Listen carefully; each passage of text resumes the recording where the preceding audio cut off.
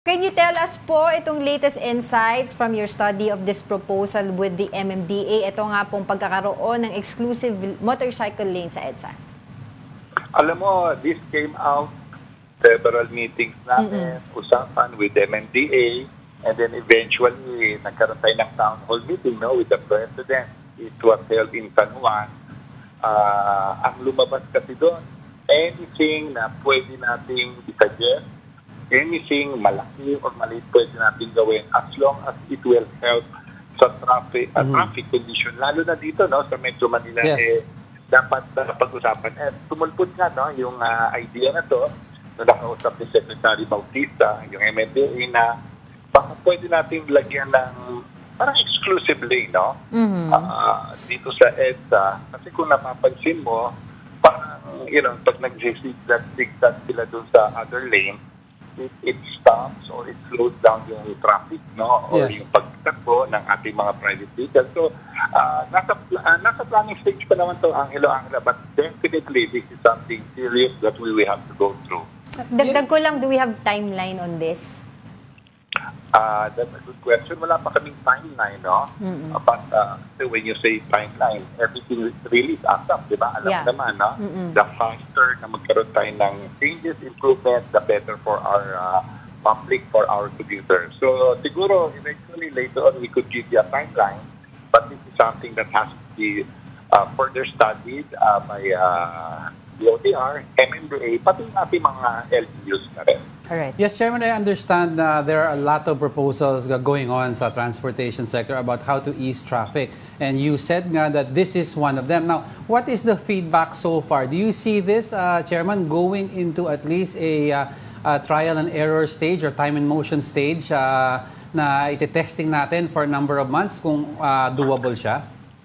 Tama ka, Angelo. Definitely, we will go into that stage, But before that, syempre, kailangan rin natin kausapin yung ating mga stakeholders, yung mga grupo ng motorcycle, grupo rin ng mga bicycle, and also yung sa ating mga ibang commuters, Kailangan natin malaman yung kanilang mga input before we go into that trial stage, But definitely, I feel good, I feel confident that this is something workable, doable, but more importantly, alam ko makakatulong to sa flow ng ating traffic. I'd like to clarify lang, sorry, Chairman, when you say exclusive motorcycle lane, is this similar to the one in Commonwealth, wherein it's meant to keep the motorcycles in one area, but private vehicles are allowed to pass for a number of meters, provided na may exit point silang pupuntahan?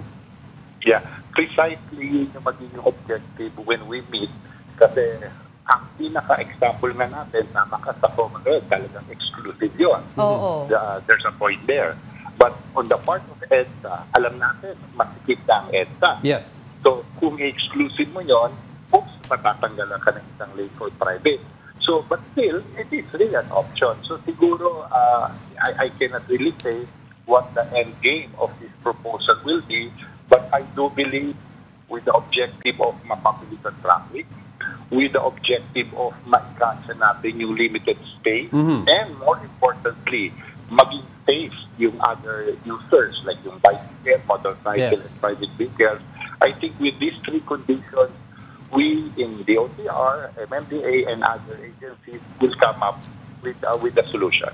Okay, just to clarify lang po, magkano po ulit yung estimated budget for this proposal and magkano naman po yung matitipid natin kung ito po ay mapatupad natin, itong proposal na to? Because according nga po sa JICA, Japan International Cooperation Agency, we are losing billions of money every day dahil nga po sa traffic. Yes, siguro sa specific improvement ng itong idea namin, wala pa kami masasabi, wala pa kami ma-estimate. But I think based on the expense of mga 3.9, 4.9, or a big amount every day, definitely this project, if when it comes or if when it happens, makakatulong to not only sa nagagastos dahil sa traffic, but also sa convenience, sa pagbawas ng flow ng traffic. Siguro that is foremost in our minds. Taking this opportunity na rin, Chairman, natanungin po sa inyo itong $140 million dollars of project po to build an extended walkway on EDSA. Alam mo, I'm very new in this position sa road sector. Base sa pagkaalam ko, napakaganda ng project na yan because these are, I think, 4 areas yan dito sa EDSA, no? Na wherein magkakaroon ng convenience, safety, mobility yung ating mga pedestrians na maglalakad, lilipat from one area to another wherein A, hindi ka nagagamit na sasakyan in going around. B, instead of sa baba kalalakad na masastop ang traffic, this could happen sa taas. So those 2 things alone, alam natin na makakapabilis ang traffic, makakabawas ng traffic, and also siguro on the side, healthy rin to sa ating mga commuters na maglalakad. So this is a very positive project na ginagawa po or gagawin po ng DOTR. Yes, Chairman, I'd also like to ask about the bid to privatize the EDSA busway. What is the latest on this? It's still ongoing. No? May mga unsolicited proposals yung isang grupo. On the part of DOTR naman, may tinitingnan kami sa DOTR which is consistent. Doon sa pronouncement ng ating Pangulo a few days ago na palalawakin yung EDSA busway. No? When I say palalawakin, not only with a certain distance at the moment, pero palalagpasin pa natin yan para talagang maging accessible yan not only to the existing commuters but also yung mga outside at present na pwedeng mag-connect at tuloy-tuloy yung pagbiyahe nila. So definitely this is something positive. We're studying it, we're looking at it.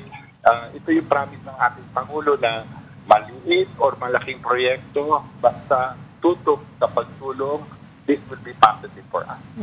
Going back po, Chairman, doon sa usapin ng kumbaga proposal po na magkaroon ng exclusive motorcycle lanes, paano naman po natin masisigurado na yung iba pong mga sasakyan ay hindi naman po dadaan doon sa motorcycle lane na po yun, especially during rush hour?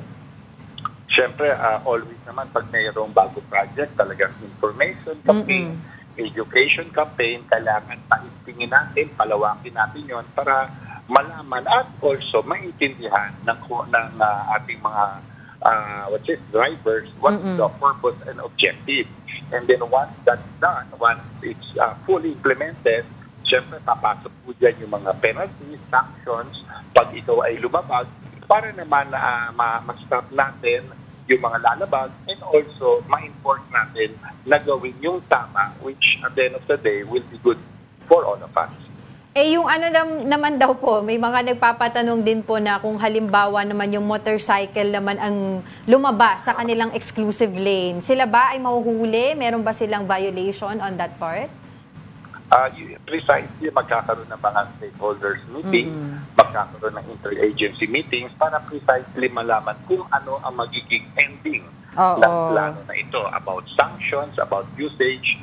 Ang importante naman dito, like in any project, maintindihan at matanggap natin lahat the positive effect of it para kusa tayong sumunod at gumaya para hindi na tayo aabot sa mga penalties na magkakaroon. Ayun, sige. On that note, maraming salamat po kay Chairman Andy Ortega. Maraming salamat sa inyo and next time, nandito lang po ako lagi. Thank you.